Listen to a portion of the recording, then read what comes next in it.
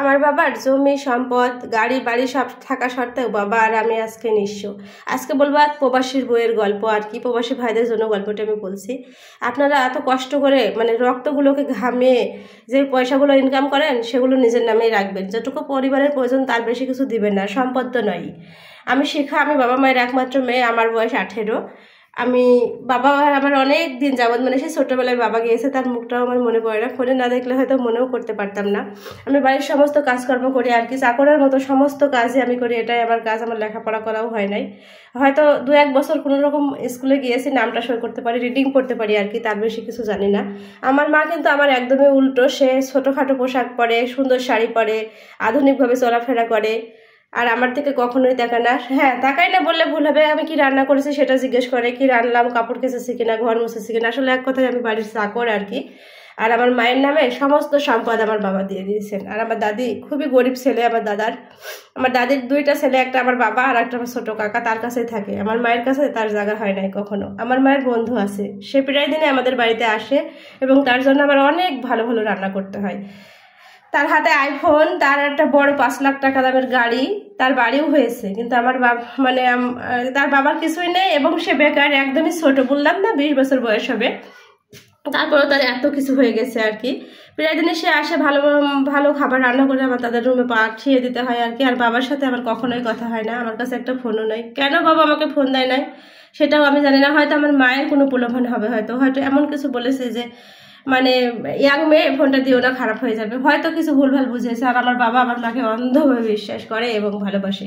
আমার সঙ্গে 1-8 সপ্তাহ পর 2-1 মিনিট কথা হয় আমার বাবার, এটুকুই। আমার বাবাকে আমি কিছু বলার সুযোগও পাই না। 1 মাস পরে বাবা আসবেন, মার মুখখানি খুবই কালো।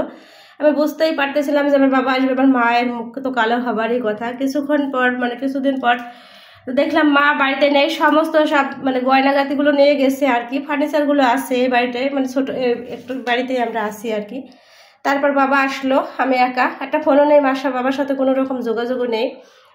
বাবা আসার পর আমি বাবাকে ধরে খুব কাঁদলাম, আর আমার বাবার কান্নায় আকাশ বাতাস সব ভেঙে পড়তেছিল। আমার বাবার যত টাকা পয়সা, ব্যাংক ব্যালেন্স, গহনা, বাড়ি গাড়ি সব আমার মায়ের নামে, সব কিছু নিয়েই আমার মা চলে গেছে। যে বাড়িটায় আমরা বসবাস করছি সেটাও আমার মায়ের নামে।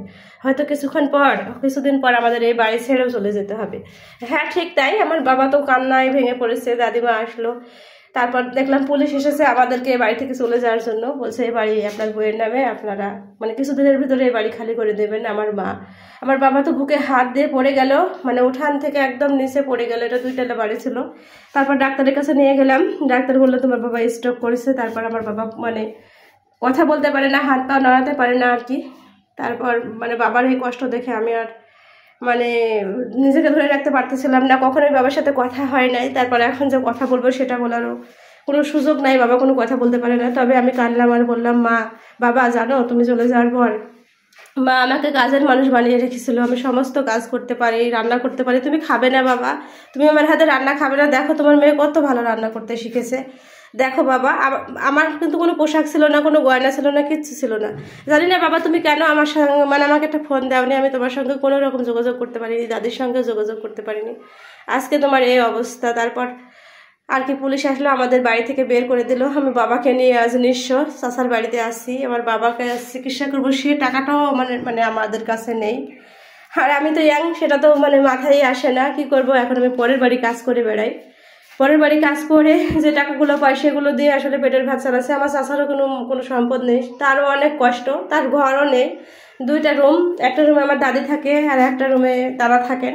সেই দাদির ঘরে বাবা আর আমি থাকি। আসলে এই গল্পটি বললাম, আর এই গল্পটি শোনার সময় আমার চোখের পানি আমি কিন্তু কোনো রকমভাবে ধরে রাখতে পারতেছিলাম না। এটা কোনো গল্প না, এটা জীবন গল্প, আর যে আপনার কাছ থেকে শুনেছি। তাই প্রত্যেকটি প্রবাসী ভাইকে বলতেছি, ভালোবাসুন, কিন্তু এতটা ভালোবাসুন না যে নিজের থেকে কাউকে বেশি। নিজেকে আগে ভালোবাসবেন, সম্পদ নিজের নামে রাখবেন, আর পরিবারকে দেখবেন, অবশ্যই দেখবেন, তাদের যতটুকু প্রয়োজন ঠিক ততটুকু। তারপর শুনলাম সেই হারামির বাচ্চাই বলবো আর কি, সে এখন অনেক ধনী হয়ে গেছে, 3টা বাড়ির মালিক আর কি। আমার বাবার 3টা বাড়ির মালিক সে, আর আমার মা তার সঙ্গে ঘুরতেছে। জানি না কয়দিন এভাবে তার শখের পুরুষকে নিয়ে ঘুরতে পারবে।